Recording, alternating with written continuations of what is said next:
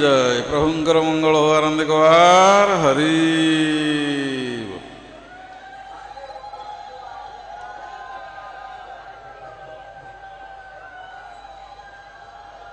ओ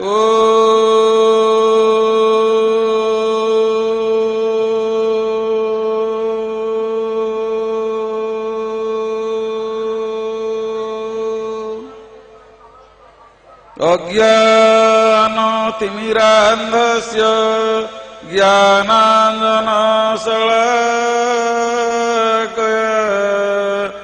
चक्षुरुन्मीलितं येन तस्मै श्रीगुरवे नमः। गुरुब्रह्मा गुरुविष्णु गुरुदेव महेश्वर गुरु साक्षात् परं ब्रह्म तस्मै श्री गुरवे नमः। अखंड मंडलाकारं व्याप्तं येन चराचरं तत्पदं दर्शितं येन तस्मै श्री गुरवे नमः। अखंडानंदबोधाय शिष्य संतापहारिणे सच्चिदानंद रूपाय रामाय गुरवे नमः। ओम श्रीमद् परं ब्रह्म गुरुं वदामि। ओम श्रीमद् परं ब्रह्म गुरुं भजामि। ओम श्रीमद् परं ब्रह्म गुरुं स्मरामि। ओम श्रीमद् परं ब्रह्म गुरुं नमामि।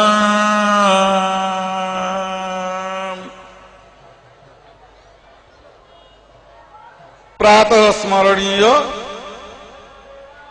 संध्या वंदनीय कलि कलुमुसनासन चिद्घन सचिदानंद स्वरूप मम इह काल पर काल मम हृदय अधीश्वर जुगावतार धर्मावतार चिर सुंदर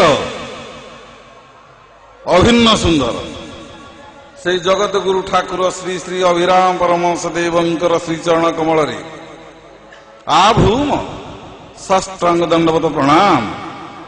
शांति आनंद आश्रम पीठेश्वरी मां भगवती पूर्णमासी देवी तथा समस्त श्री अर्चित श्री विग्रह श्रीचरण कमल साष्टांग दंडवत प्रणाम।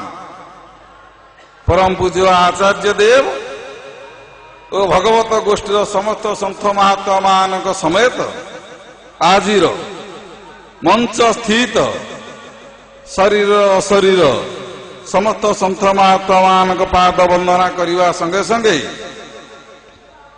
से शांति धाम करमला धाम मुक्ति धाम मर्त्य वैकुंठपुर श्रीक्षेत्र गुरुक्षेत्र से पवित्र पदरज प्रभुंकर पदरज को मानसिक स्तर रे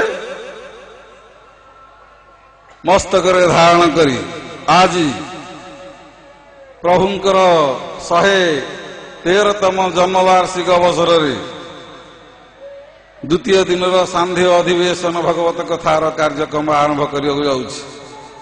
उपस्थित हरिकथा पिपासु हरिभक्तगण सज्जनगण अड़सी पड़ोशी गण तथा मातृमंडली गोटे गाउली कथा अच्छी कौन कहबी जहाँ अंगेली सत कहबी ना मिछ कहबी जहाँ अंगेली भेजी ताहा कहबी यही हूँ व्यासासन। एठे जो माने कथा कहती यही आसन रे जी बसिकी कथा कहती कहती व्यास ताकू कहती व्यास ଠାକୁରଙ୍କ ଦେହାନ୍ତ ପରେ ଆମର ମହାମନୀଷୀ ମହାପୁରୁଷ ମାନେ ବିଶେଷ କରି ପରମ ପୂଜ୍ୟ ଆଚାର୍ଯ୍ୟ ଦେବ ରବିନାରାୟଣ ବାବା, ଅର୍ଜୁନ ବାବା, ଘନ ବାବା, ପୁରସ୍ତମ ବାବାଠୁ ଆରମ୍ଭ କରି ଘନଶ୍ୟାମ ବାବାଠୁ ଆରମ୍ଭ କରି ବର୍ତ୍ତମାନର ଯିଏ ଆଚାର୍ଯ୍ୟ ଶ୍ରୀ ବଳରାମ ବାବା ପର୍ଯ୍ୟନ୍ତ ଏହି ବ୍ୟାସ ଆସନରେ ବସି ବହୁତ ହିତ କଥା, ଆମମାନଙ୍କର ମଙ୍ଗଳକାରକ କଥା, ଆମମାନଙ୍କର ସାଧନ ଭଜନ କରିବା କଥା ବହୁତ ଉପଦେଶ ଦେଇ ଆମକୁ ଆସିଛନ୍ତି। ଏତଦ୍ ବ୍ୟତୀତ 1973 ଠାରୁ 73 କି 72 ମୋର ମନେ ପଡୁନି ଭଲ ଭାବେ, ସେଇଠୁ ଆମର ଯୋଉ ଇଏ ହଉଛି, ଏଇ ଯୋଉ ପ୍ରଭୁଙ୍କର ଜନ୍ମ ଉତ୍ସବ ହଉଛି, ତା ପୂର୍ବରୁ ନାମଯଜ୍ଞ ତଥା ଇଏ ଆମର ସତ୍ୟନାରାୟଣ ପାଲା, ଅନ୍ନଯଜ୍ଞ ଏତିକି ଭିତରେ ସୀମିତ ଥିଲା। କି ପୂଜ୍ୟ ରବିନାରାୟଣ ବାବା ଆଜି ସନ୍ଧ୍ୟାରେ ସ୍ମରଣୀୟ ଦିନ ତାଙ୍କର, ପିଲାମାନଙ୍କର, ସାଧୁମାନଙ୍କର, ଭକ୍ତମାନଙ୍କର, ଜଗତର କେମିତି କଲ୍ୟାଣ ହବ, କେମିତି ଆତ୍ମଚେତନା ଜାଗ୍ରତ ହବ, ତା ପାଇଁ ଗୋଟେ ସନାତନ ଧର୍ମ ସମ୍ମିଳନୀ ସୃଷ୍ଟି କଲେ। ଓଡ଼ିଶାର ବିଭିନ୍ନ ପୁରପଲ୍ଲୀରେ କରିଥିବେ, ଆପଣମାନେ ଜାଣିଥିବେ, ଯାହାକି ତା ଅବିସ୍ମରଣୀୟ, ଆଜି ଭୁଲି ହେବନି ସେଗୁଡ଼ିକ। ସର୍ବଭାରତୀୟ ସ୍ତରରେ ସାଧୁ ସନ୍ଥ ମହାତ୍ମା ମାନଙ୍କୁ ଡକେଇ ଏଇ ମଞ୍ଚରେ ବସି ଆମକୁ ଦିଗ୍ଦର୍ଶନ ଦେଇ ଯାଇଛନ୍ତି। ତାଙ୍କରି ପଥକୁ ଅନୁସରଣ କରି, ତାଙ୍କର କୃପାକୁ ଅନୁସରଣ କରି ଏ 100 ଜନ୍ମ ହେଲେ ମଧ୍ୟ ଆମେ କରିପାରିବାନି। ତାଙ୍କର ଆଶୀର୍ବାଦକୁ ମନେ କରି ଯାହା ମନେ ପଡୁଛି ତା ପଦେ ପଦେ କହିବାକୁ ଯାଉଛି। ଏମିତି ଗୋଟେ ସମୟ ଥିଲା, 1979 ମସିହାରେ ହୀରକ ଜୟନ୍ତୀ ପଡିଲା। ଆମେ ସେତେବେଳେ ଛୁଆ, ଆମେ ସେତେବେଳେ ପିଲା, ଛୁଆ ସବୁ। 1979 ମସିହାରେ ହୀରକ ଜୟନ୍ତୀ ପଡିଲା।